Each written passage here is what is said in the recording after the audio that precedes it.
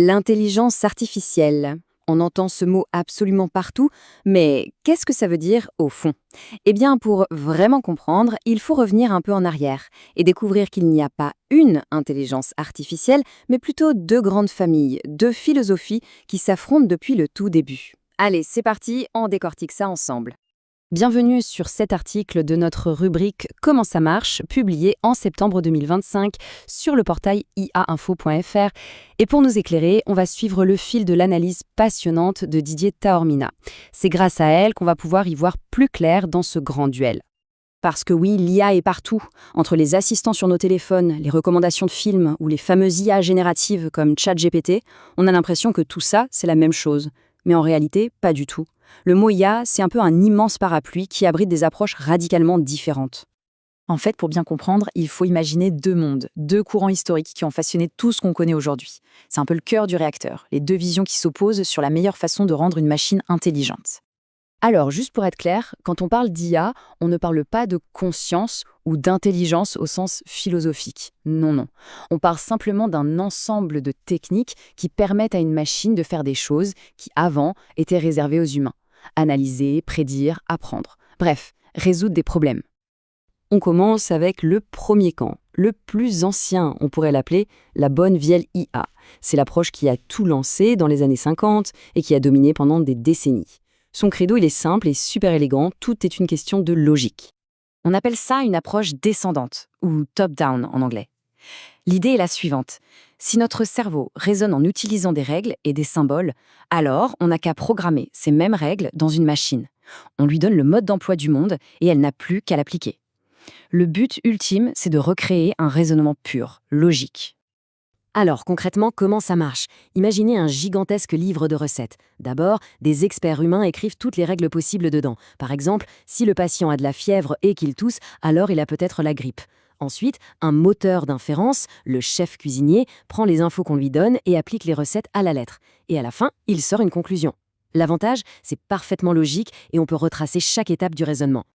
Et ça a super bien marché, mais dans des mondes bien rangés. Les jeux comme les échecs, certains diagnostics médicaux très précis, c'était parfait. Sauf que cette approche s'est heurtée à un mur immense, le monde réel. Le vrai monde, lui, il est chaotique, plein d'exceptions, d'imprévus, et là, impossible de tout mettre en règle. Cette rigidité, c'est ce qui a conduit au premier hiver de l'IA dans les années 80. Le soufflet est retombé. Et c'est là qu'arrive notre deuxième concurrent, une approche qui va prendre le problème par un tout autre bout, avec une philosophie radicalement différente. L'apprentissage machine ou machine learning. Là, on inverse tout. On passe à une vision ascendante, bottom-up. Fini le grand livre de règles. Ici, on ne donne pas les réponses à la machine.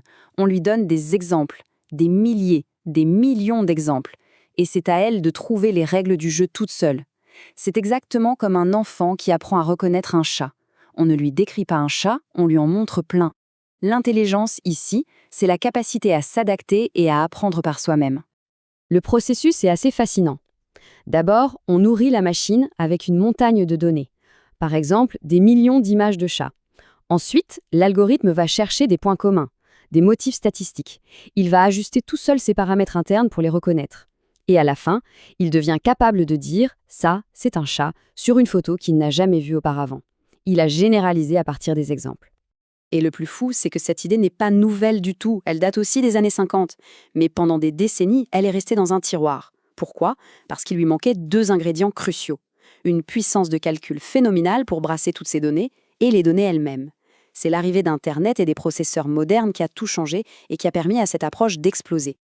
Bon, récapitulons. On a nos deux philosophies. D'un côté, l'IA des règles, logiques et structurées. De l'autre, l'IA des données, statistiques et adaptatives. C'est l'heure du face-à-face pour voir qui est le plus fort. Ce qui ressort de cette comparaison, c'est qu'il n'y a pas de solution miracle. C'est une histoire de compromis. L'IA symbolique, c'est une boîte blanche. On sait exactement comment elle pense, mais elle est très rigide. Le machine learning, lui, c'est souvent une boîte noire. Il est incroyablement efficace dans le monde réel, mais on ne sait pas toujours très bien comment il arrive à ses conclusions. En fait, on a échangé la capacité à expliquer contre la performance dans un monde complexe. Alors, au final, qui gagne le duel? Les règles ou les données? Eh bien, la réponse est peut-être un peu surprenante. Personne. Ou plutôt, les deux. L'avenir de l'IA, ce n'est pas l'un ou l'autre, mais probablement l'un et l'autre. C'est là que les choses deviennent passionnantes. Aujourd'hui, les chercheurs travaillent sur des approches dites neurosymboliques. Le nom a l'air un peu barbare, mais l'idée est toute simple. On va prendre le meilleur des deux mondes. On marie la capacité d'apprentissage du machine learning avec la capacité de raisonnement de l'IA symbolique. Le but du jeu, c'est exactement ça. Arriver à combiner la puissance des approches statistiques avec la rigueur explicative des logiques symboliques. Autrement dit, on veut une IA qui soit à la fois super performante et digne de confiance. Et pourquoi c'est si important? Eh bien, imaginez un instant un diagnostic médical. C'est bien si l'IA est précise, mais si le médecin ne peut pas comprendre pourquoi elle pense qu'il y a une tumeur, ça ne sert à rien. Dans des domaines critiques comme la médecine ou la finance, on a besoin de performance et d'explication. Cette voie hybride, c'est la promesse de garder un contrôle humain et de bâtir une vraie confiance. Et c'est le point clé à retenir de tout ça.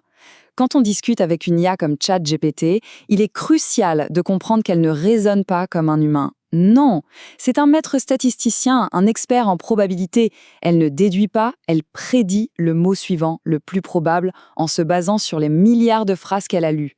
C'est de la corrélation, pas de la logique. Et cette nuance, elle change tout. Du coup, ça nous laisse avec la question fondamentale. L'intelligence qu'on est en train de construire, apprend-elle vraiment à raisonner, à comprendre le monde, ou devient-elle juste une imitatrice extraordinairement douée, un perroquet hyper sophistiqué? Le débat entre ces deux philosophies est plus ouvert que jamais. Voilà pour ce tour d'horizon. Pour continuer à suivre ces évolutions et ne rien manquer, retrouvez toute l'actualité autour de l'intelligence artificielle sur le portail ia-info.fr.